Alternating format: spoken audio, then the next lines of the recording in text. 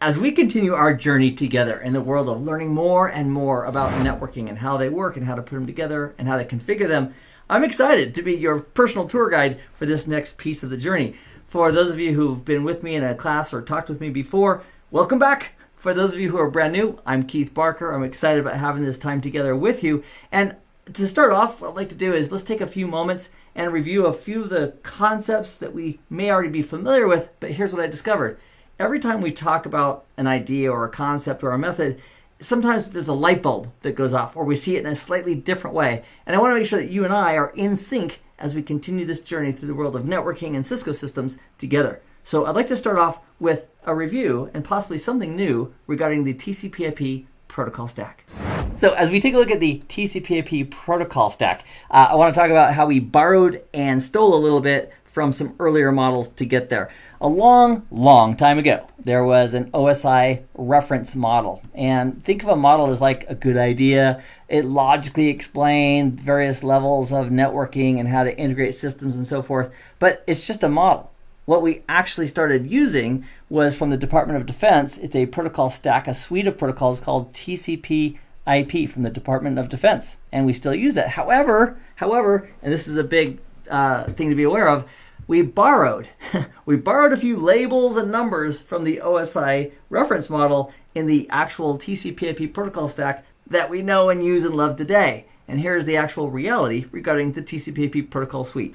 In the actual TCP/IP protocol suite that we use, here are the names and numbers that we borrowed. So effectively, we don't have to worry at all about these two left-hand columns. So what that means is all we need to focus on is this column right here, which is kind of a hybrid. It's the TCP/IP protocol stack for sure, but we're simply borrowing some of the layer names and also some of the names of the layers from the original OSI reference model. But there's no need to mention OSI anymore. We can just refer to the TCP/IP protocol suite and its layers, and we are good to go.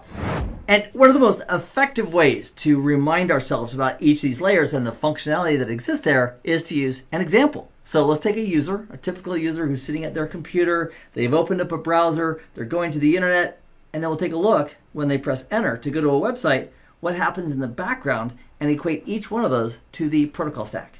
So we'll start off with Bob right here. And Bob has his browser open and he's gone to an IP address or a URL and he's pressed enter. Behind the scenes, his web browser would be using the services of the application layer. And a common service that's found at the application layer would be the service of web services with a protocol like HTTP. So I'm going to put this in green by no accident, just to remind ourselves that HTTP is like an application layer service that Bob's browser is taking advantage of or using for web access. Now, before Bob's computer is going to send those bits onto the network, there's more work that has to be done as that continues to work its way down this TCP/IP protocol stack. Once the HTTP information has been included, it's then handed down to the transport layer, layer 4, for the addition of layer 4 information. And the two main protocols at layer 4 are, I'm going to pause right there. What are the two main protocols at layer 4 in the TCP/IP protocol suite at the transport layer? So if you're thinking, Keith, I got this. They are TCP from our previous discussions, or UDP, you'd be right. So HTTP at the transport layer requires connection-oriented services with TCP, and so the TCP header information is added. And that would include in the TCP header the source port that Bob is choosing to use for that session and also the destination port. So if Bob's going to a web server with HTTP, the well-known port is TCP port 80. So the destination port would be 80. So Bob's computer at layer 4 in the TCP header would have the destination port of 80. And to track that session, Bob is also going to choose a source port that his computer is currently not using. So let's say, for example, he chooses 1553. Some high unused port that Bob's computer before this point wasn't using. He associates it with that session, and then that's sent down one level to layer 3, where we're going to add the layer 3 information, specifically IP addresses. So in this topology, Bob's source IP address is 10.16.0.10, and the destination is 192.168.1.100. And as a result, at layer 3, it would add the IP address information, including the source and the destination. And I'm going to just put arrows here. So .10 for the source and .100 on the 192.168.1 network for the destination. But there's more work to do. Before Bob's computer actually spits this out onto the network, it's also got to add the layer 2 information. So it goes down to logical layer 2, the data link layer for processing. And at that point, Bob's computer is going to add the layer 2 addresses. Now on Ethernet, those layer 2 addresses are MAC addresses, media access control, sometimes called physical addresses or hardware addresses or layer 2 addresses. They all mean the same thing on Ethernet. It's the 12-digit hexadecimal number that's burned into the network interface card on Bob's PC and also on the router interfaces and on the web server. So Bob's computer is adding the layer 2 MAC addresses.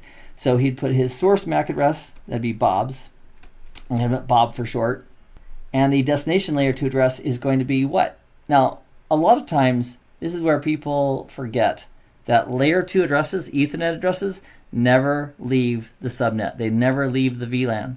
So because Bob's over here on the 1016 network and the server's on the 192.168 network, the PC is going to have to forward the frame over to the router so that the router can then make a layer 3 routing decision to forward the packet.